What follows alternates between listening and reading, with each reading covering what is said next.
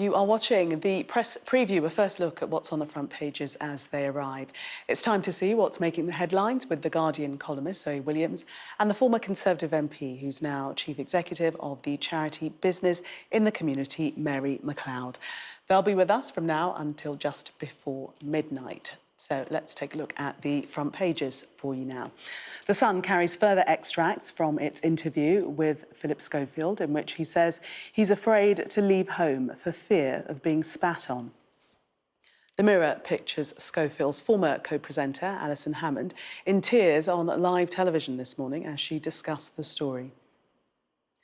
The Telegraph reports that the government set up a disinformation unit during the pandemic, which the paper says was aimed at stamping out lockdown scepticism on social media. The Eye carries polling suggesting the majority of respondents believe Brexit is the main reason for increased food prices. The Mail says another year of rail strikes could be on the cards. The Express credits its own advocacy for banks increasing their savings rates. The Times has news of a blood test that could identify more than 50 different types of cancer and save thousands of lives. The Guardian has details of that new breast cancer drug, which it's believed could boost survival rates from the disease. The Financial Times understands the head of America's intelligence agency, the CIA, made a visit to China last month that wasn't disclosed in advance. And The Star questions the life choices of the 13% of people who've confessed to putting tea or coffee on their cereal. Yuck, says my director.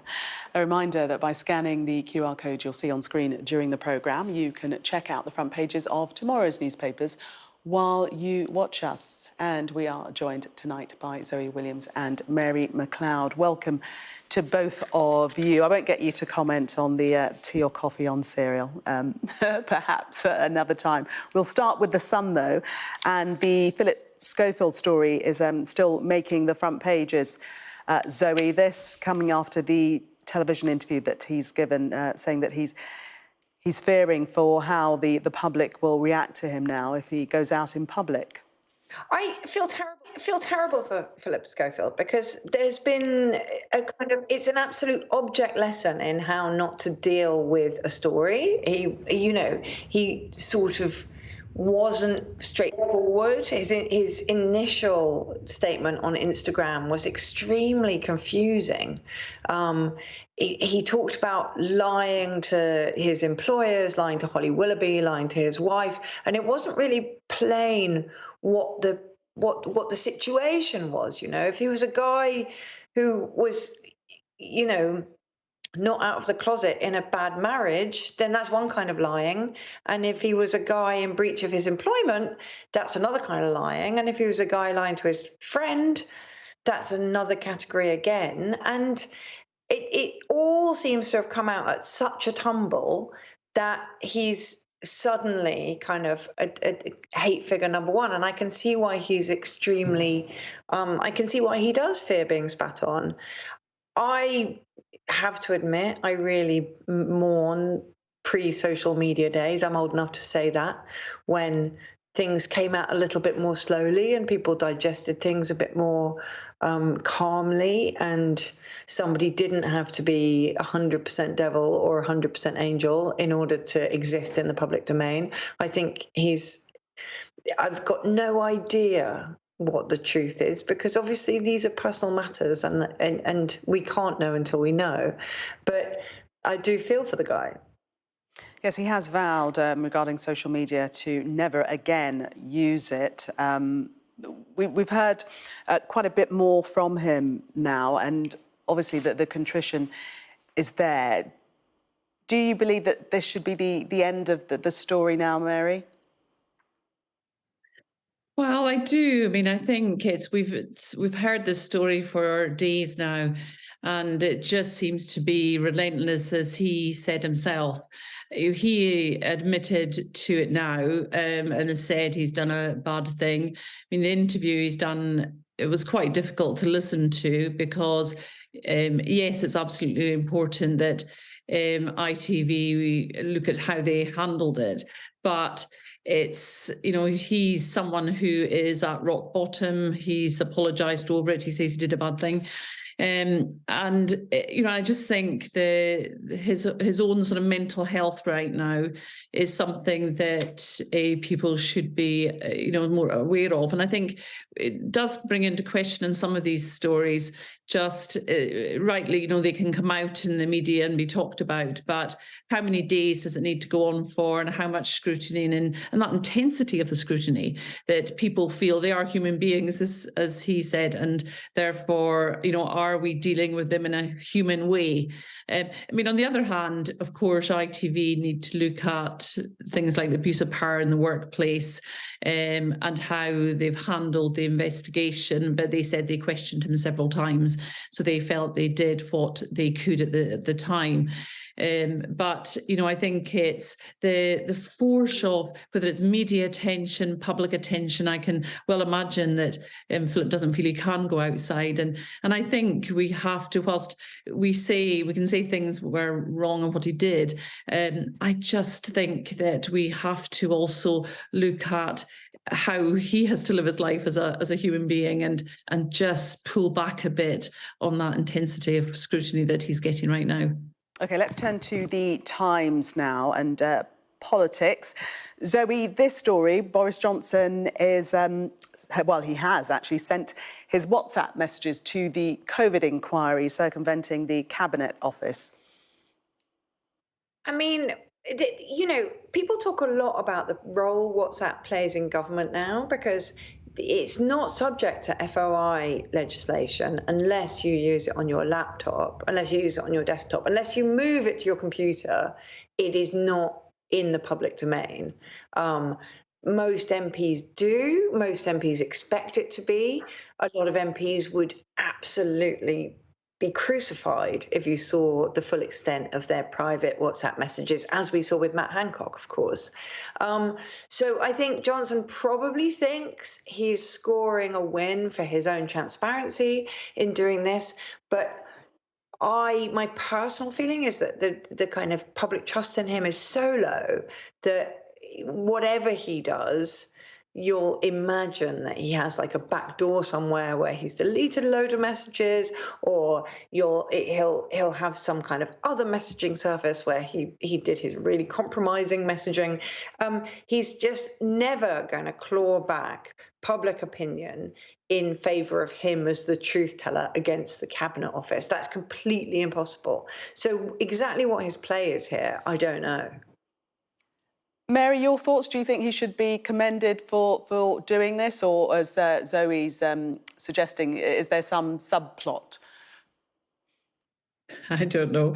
I think that these days, I think the inquiry have asked for it, and therefore I think that they need to get it.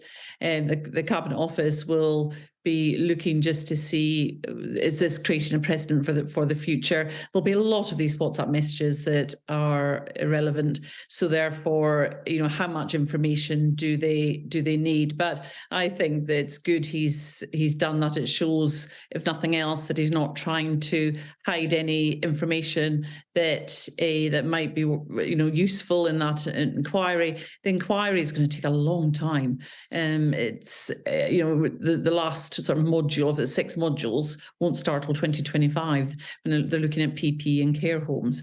So the more information they can get, the more thorough that it will be, and therefore I think that people will believe it more in terms of what it does. I just really wish these inquiries would take a shorter amount of time so that we can get to some answers quicker, but there's probably just a lot of information to go through as part of this.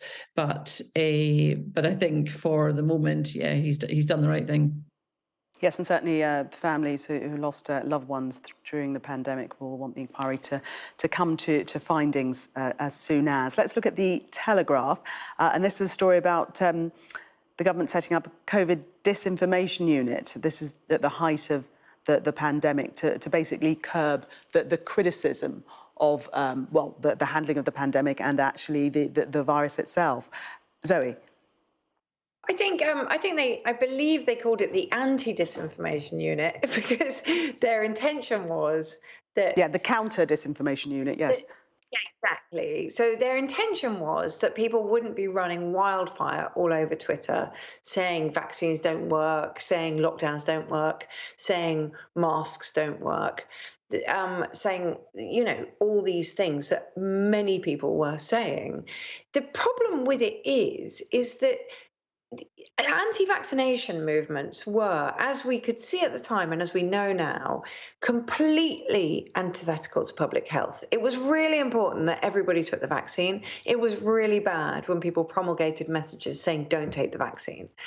Other messages were a little bit more vexed. It's like there were a number of decent public health officials saying, are lockdowns exactly the right thing when, a number of people are suffering mental health, loneliness crises, education crises? Are we balancing the needs of the public against the needs to fight the virus? When you get a government unit rolling in all of those messages and saying, can we please tamp these down on social media, then you're looking at the end of a kind of vibrant civic discourse. Now, you can completely understand why the Telegraph would be enervated about that when the Telegraph, they don't like a nanny state at the best of times. They certainly wouldn't like the state to be rolling in a number of discussions and saying they were all as bad as each other and they all needed to be closed down. But I think the counterpoint to that is that social media itself was, with its own algorithms, creating, softening, hardening narratives with the things it promoted and the things it suggested to people.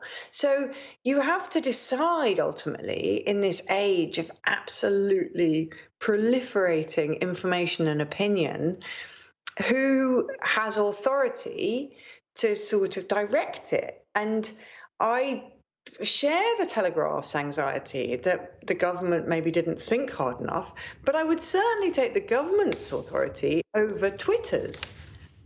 Let's move on just because of time, so we get another story in, Mary, if you don't mind, and take us to the Mail and the potential threat of more rail strikes. I was going to say coming down the tracks, but I'll avoid that, Mary. Yes, so UK rail strikes causing more delays to tomorrow, and also just the line of another year of rail strike. So it's already costing the UK £5 billion is the estimate for it, and then if you just look at ASLEF, it'll be the second time this week and affecting lots of things going on tomorrow. So it is not stopping yet. There's still more to be had on these strikes, but it is disrupting for so many people as part of, and with all of this, you just really want to get resolution to the issues quickly if possible, and to really sort things out, because this is a difficult time for a lot of people with cost of living and trying to get into work, and it really is something that we want to get resolved really quickly. Indeed. But yeah, there'll be more disruption, and they're of course threatening there will be more disruption to come. The end's not anywhere near in sight yet. Yes, indeed. That's the worrying prediction, that this could go on for another year. Mary and Zoe, for the moment, thank you. We're going to take a break. Coming up, we'll tell you why the Express is taking credit for banks increasing their savings rates and what that may mean for you. Join us after the break.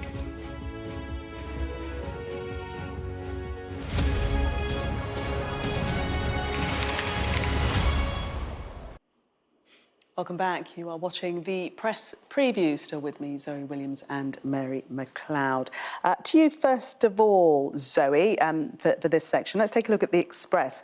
And this story, relatively good news for savers, that is, that the banks are going to be passing on the higher interest rates to savers, which they haven't been doing up until now. And the Express is crediting itself with championing this cause. I mean, it's hilarious, the Express, because nobody in the country, including the BBC, Sky News, nobody hasn't put the question to banks, why aren't your savings rates tracking interest rates? And the bank's response has always been quite weak, which is to say, they say we're very competitive with our rates. And of course, they are competitive because the other banks aren't putting their interest rates up either. It was sort of naked profiteering, which we've seen quite a lot of in the cost of living crisis. You know, we've seen energy companies score massive windfalls while pouring all the price increases onto customers. We've seen supermarkets do the same, and we've seen banks watch these interest rates, which have caused mortgage penury for so many people, and do nothing for their own savings rates. It has been quite an extraordinary time and quite a chastening time for the kind of relationship between corporate accounts of themselves and civic society. But the idea that the Express actually pushed this agenda forward, I think, is fanciful. You know, it's like everybody looking at interest rates could say, why isn't that interest rate in any way reflected in my savings when it's reflected full well in my mortgage? Whoever has pushed it forward or to the fore, Mary, it is good news, isn't it?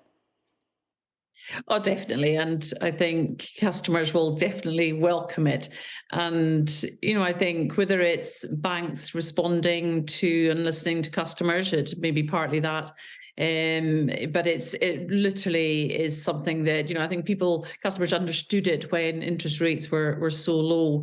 But, you know, we want people to save if they can. And therefore, it's an important point where banks are responding to that, to the interest rates change, and savings can be seen as something that is rewarded by a return. So it is important. And I think banks are trying to, I mean, at a time when a lot of banks on the high street are closing, there has been criticism thrown their way. So it's certainly something they need to respond to customers, and they will be listening to customers, I think, rather than necessarily the Express doing all the work. Yes, quite. We've just got time for this story in the Times, Zoe, and tell us why the National Portrait Gallery will not have a portrait of William and Harry when they reopen. It really made me sad, this story, because when you look at the portrait, you can see it in that Times story there. It really, you know, whatever they say about one another, they do look like they did get on. They got, you know, they were sort of quite close brothers, and it just really makes you feel, you know, the human side of the rift, which has been played out so publicly. The